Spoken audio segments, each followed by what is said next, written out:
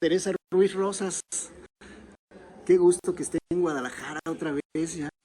Desde hace año y meses que no nos veíamos y ahora con la visita a la Bienal Mario Vargas Llosa aquí en Guadalajara. ¿Qué actividades tuvo? Pues estuvimos acompañando, digamos, el proceso de la Bienal y nos invitaron como a 30 escritores. Tuvimos diferentes mesas de debate, de conversación, y a mí me tocó nuevas miradas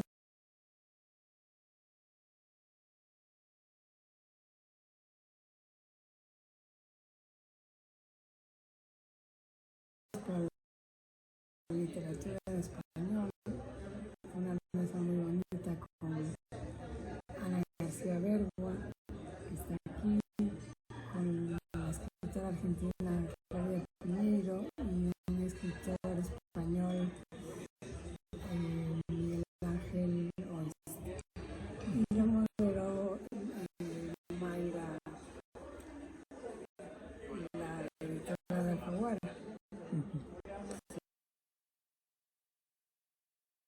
Y bueno, nada que declarar, sigue su camino. Hay veces que los autores dicen lo que escribí ya es pasado, pero nada que declarar, es presente porque ha sido traducida ya a otros idiomas, en este caso al francés. El francés sí está. Tengo arriba el libro, no se me ocurrió bajarlo ahora.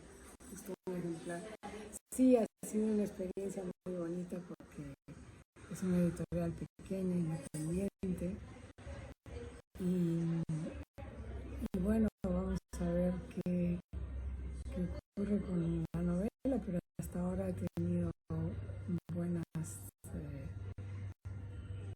buenos comentarios y una acogida bonita. Ha sido en Francia, ¿no? Que se ha publicado, todavía no he podido viajar con el libro, pero ya se organizará más adelante, sí.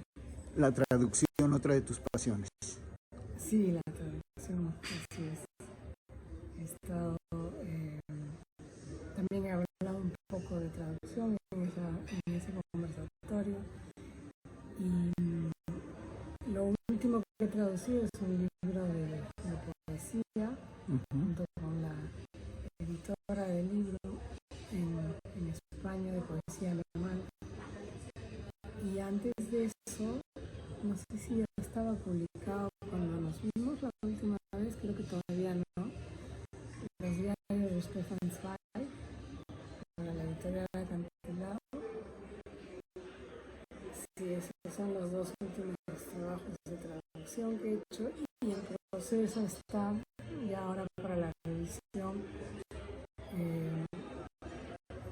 la historia de un homicidio de un autor austriaco, que es un libro que estuvo mucho tiempo desaparecido. Los manuscritos que se encuentran con mucho retraso y que además en su momento fueron considerados bueno,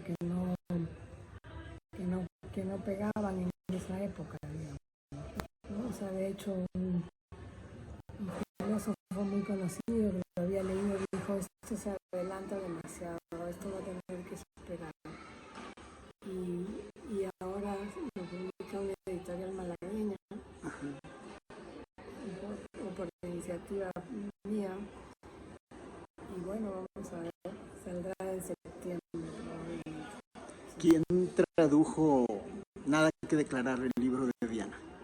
Se llama Isia Dulce, es una traductora francesa que vive cerca de Lyon, de la ciudad de Lyon, y que además ha estudiado traducción, lo hace con mucho empeño, y es su primer libro, su primera novela traducida, ¿no? Antes ha traducido normalmente cuentos, ensayos,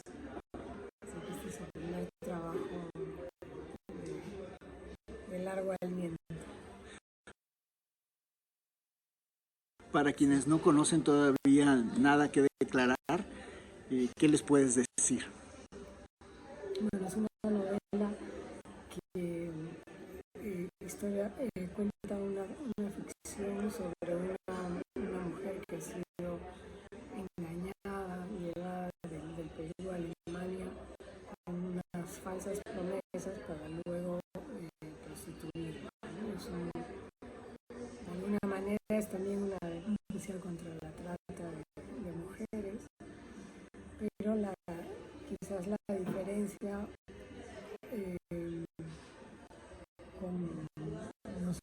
con testimonios sea que aquí ella consigue liberarse, y la forma como se libera, pues eso ya tienen que leer el libro. Pero lo consigue, y tiene también, y a su manera se hace justicia también, y luego puede ser reinsertada en la vida normal, ciudadana, con un trabajo, y todo ese, digamos, ese calvario y ese proceso de reinserción están ahí narrados. La mente y la pluma del escritor pueden describir, narrar situaciones que no son de su propia vida. En este caso, tú que no estás relacionada con ese mundo de la prostitución, puedes hablar con base en todo lo que tu mente puede imaginar respecto a un fenómeno. Claro, ese ha sido el principal reto, desde luego, ¿no? Pero en el escenario principal de la novela es un edificio que tiene 100 ventanas, y ese edificio existe en la ciudad alemana de Düsseldorf, contiguo casi a la estación de tren. Entonces yo he pasado justamente por el trabajo de traductora, que me otorgaban unas becas en un sitio, el colegio de traducción se llama. Yo pasaba por ahí delante y miraba esta situación, entonces me parecía siempre de una sordidez y de una humillación, porque estaban numeradas las ventanas, ¿no? Cada mujer un número, ya era una cosificación total, y siempre pensaba, tengo que escribir alguna vez algo sobre esto, porque lo que más me sorprendía era la indiferencia también de la gente, ¿no? Es decir, el hecho de que todo siga igual, de que a nadie le importe, nadie se sienta incomodado por eso, y así fue como nació la idea. Pero luego, para responder más a tu pregunta, me informé pues mucho, a través de lecturas, a través de videos también, de testimonios, y fui también a hablar en Suiza a un centro de acogida de las mujeres que conseguían huir o ser de alguna manera rescatadas, ¿no? Entonces tuve largas entrevistas sobre eso. Todos esos materiales me sirvieron para organizar la narración. Y en el Perú, que fue lo más importante, hablé también con la directora de un centro de lo mismo, ¿no? De rehabilitación, de acogida y además de investigación de cómo funcionan las redes en el Perú. Entonces tuve la suerte de que coincidiera también con una especie de foro que hicieron, entonces pude asistir. Después ella le dio la novela, cuando ya estuvo publicada más adelante, a una congresista de todos es que organizó una conferencia de prensa en el Congreso, ¿no? En el Parlamento del Perú, con gente de la Fiscalía de Migraciones. Para mí fue una experiencia única porque, claro, que trascienda, digamos, en una novela el público habitualmente lector, que llegue a las autoridades que conciernen, a las que les concierne más ese tema. Me halagó mucho porque sentí que tenía también un sentido, digamos, social, ¿no? Y de hecho, después, la vez siguiente que fui al Perú, en el aeropuerto, por ejemplo, había carteles de alerta, ¿no? A las personas que viajaban, que tuviesen cuidado con las ofertas que recibían y todo esto, ¿no? No sé si fue consecuencia solamente de eso, o también hubo otras campañas, pero de alguna manera sentí que confluían esfuerzos para hacer algo por eso, ¿no? Porque son muchas las personas, las mujeres que viajan engañadas, no solo del Perú, claro, pero yo quise peruanizar el personaje para que fuera también para mí más fácil hacer la oración, ¿no? El escritor plasma la realidad en la ficción, pero aparte en tu novela se dan aportes culturales, ¿no? Digamos a través de, por ejemplo, lo que le lee Silvia a Diana, todo ese tipo de detalles que enriquecen el bagaje cultural del lector. Sí, de alguna manera me sirve también para contrastar un poco, ¿no? La solidez de la historia misma. La crudeza. Y porque creo que digamos, la relación con la palabra escrita, con los libros y con todo es algo que no tiene por qué ser algo elitista, algo que solo se pueda conversar en cenáculos entendidos, ¿no? Sino que lo interesante es pues, poder tener un diálogo abierto y que la gente tenga cada vez más acceso a ello, ¿no? Entonces, en el caso del personaje de Diana, ella quiere que Silvia además escriba su historia, entonces ella hace como una especie de intérprete de esa historia. La cuenta, la escribe, porque Diana no se siente capaz de hacerlo. Y eso es una función importante también, ¿no? De poder, porque ella lo que quiere es que se sepa, que se conozca lo que le pasó, y también para que otra gente esté más alerta, ¿no? ¿Tú crees en...? Y se pueda, digamos, librar de una situación así. ¿Tú crees en las sagas? En las sagas. Sí, claro, bueno, las hay muchas, ¿no? Yo no, tú dices para escribir la continuación de esta, no me lo han dicho todavía, pero de otras novelas sí me han dicho que si no voy a escribir la continuación, no se me había ocurrido, la verdad, pensaba que ya estaba, digamos, cerrada esa historia, pero bueno, me lo pensaré. Si es que uno se queda pensando, ¿y qué pasó? ¿Qué va a pasar con Diana? Está trabajando ya, tiene un empleo y tal, pero mira, de repente se me ocurre más adelante darle vida a su futuro, ¿no? Si podría ser. Sí. De pronto también se está dando el fenómeno de que los libros, las novelas se están convirtiendo en series. Claro, sí. De hecho, esta novela está en proceso de adaptación cinematográfica. Lo que pasa es que primero iba a ser con actores, pero al final el director quiso hacer una animación. Ahora está haciendo algo de animación, pero experimental. Al final estoy muy interesada en ver el resultado, pero todavía creo que va a llevar un cierto tiempo.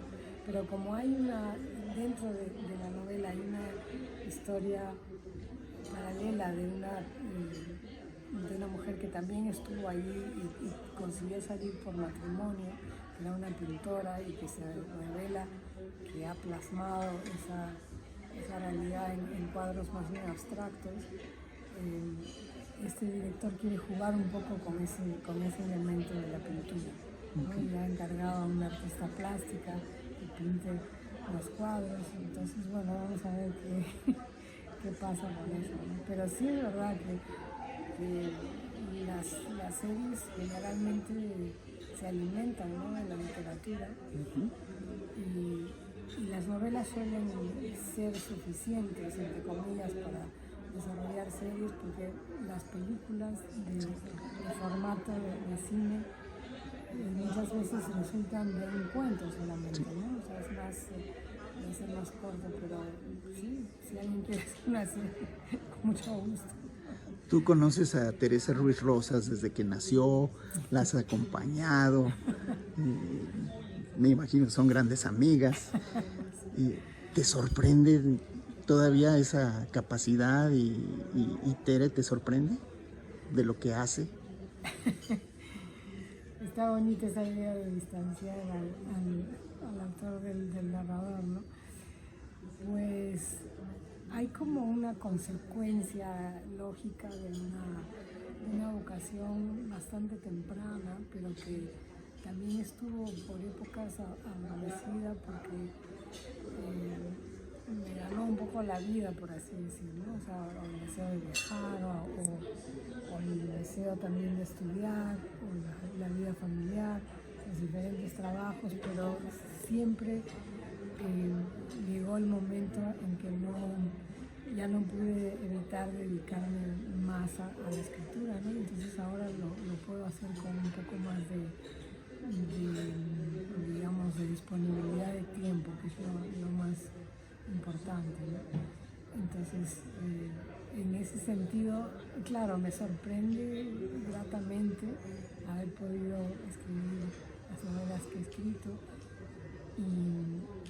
pero por otro lado todavía tengo varias en proceso y otras en apuntes, ¿no?, que sí que me gustaría llegar a hacerlas. Entonces, ojalá que no me sorprenda después no haberlas hecho.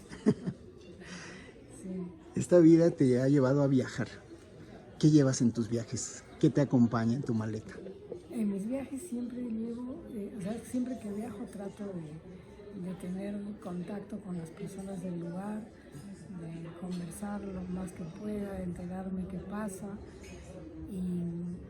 Y bueno, en este caso específico ha habido una especie de convivencia muy intensa con otros escritores que han venido también de diferentes lugares, y eso ha sido muy, muy bonito conocerlos. El propio ganador de la Bienal ha sido una amistad muy, muy bonita, la que además también ocurre que hay amistades comunes, entonces eso une más, ¿no? Y poder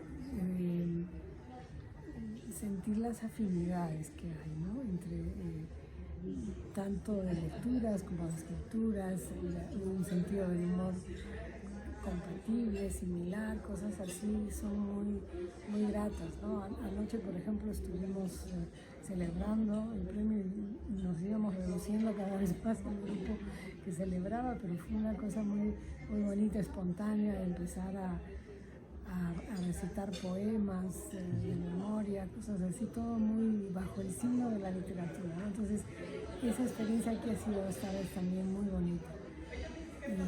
Y bueno, muy importante poder escuchar, poder disfrutar todavía de la sabiduría como escritor de Mario Vargas Llosa, ¿no?, que es el que ha venido especialmente a inaugurar, a dar una conferencia ayer muy emotiva, además de sus comienzos como escritor, no conferencia, sino una conversación que tuvo a clausurar a entregar el premio, también a clausurar la Bienal y a estar con nosotros aquí, ¿no? Entonces eso ha sido muy, muy agradable también. Y ha asistido él a las diferentes mesas como público, cosa que también es muy, muy simpático, pues, ¿no?, de pronto tenerlo ahí escuchando lo que uno dice.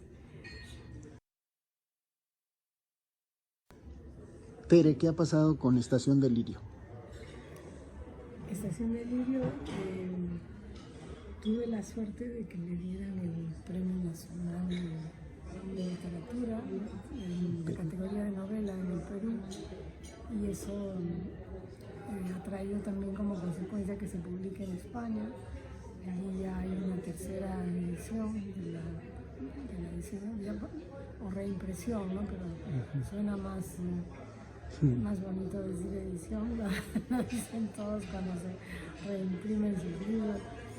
Y eso está bien porque ha salido además en un momento en que no pudo haber mucha prensa, se juntaron varias cosas, además la pandemia aún estaba con sus estragos, entonces que a pesar de todo eso haya una tercera edición, pues quiere decir que quienes leen la novela la recomiendan y hay una especie de boca a boca de leerla, ¿no?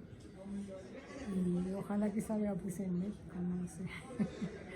Para muchas personas la pandemia fue como cerrar los ojos durante 2 años y feria, abrirlos y que no se hayan movido muchas cosas más que el tiempo y que ya es 2 años y medio más viejos.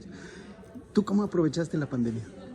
Bueno, para mí no fue algo, desde el punto de vista de lo cotidiano, no fue tan grave, entre comillas, porque al estar escribiendo, al haberme ya retirado de los encargos académicos que me daban, pues estaba feliz, trabajaba en casa, ¿no? Como lo hago siempre cuando escribo, y leo y traduzco, entonces en esa medida no había una diferencia importante. Pero por supuesto, por ejemplo, no puedo ir a ver a mi hija porque ella tenía miedo que me dieran el COVID, ¿no? Cosas así, o sea, de viajar, o a mi madre, en fin, eso es lo que más me ha afectado. Por otro lado, he viajado, traducido, pude ir a Viena, como estaba traduciendo los diarios de Stefan Zweig, y pude venir a México. Ese fue mi primer viaje, ha sido todavía en pandemia, a la maravillosa FIL, ¿no? que me parece una feria extraordinaria, y aún así como dijeron que estaba a la mitad de su capacidad, pero aún así fue algo muy bonito, muy bien organizado, con mucho público, y además con esto que realmente me emocionó profundamente, que fue Ecos de la FIL, ¿no? Fui a Catedral de Juárez, y la profesora ahí del curso de literatura, Gaby Montaño, había preparado a sus estudiantes, me habían leído, me hicieron preguntas tan inteligentes, tan oportunas. O sea, fue una verdadera revelación, me gustó mucho, la verdad. Y eso sé que sobra, pues, finalmente, de toda la labor de extensión universitaria que hizo Raúl Padilla, ¿no? Así es. Cuyo fallecimiento lamenté mucho, me enteré en Barcelona, ¿no? Pues supongo que todo Guadalajara y el Estado en general, ¿no? Ha estado muy conmocionado por eso. Sí, pues el país entero, ¿verdad? En realidad, ¿no? Claro. ¿Qué sigue para Teresa Ruiz Rosas? ¿Qué sigue ahora? ¿Qué sigue? Este año voy a tratar de redondear una de las 2 novelas que tengo en proceso, bastante avanzadas, pero nunca sé en realidad cuándo estará terminada.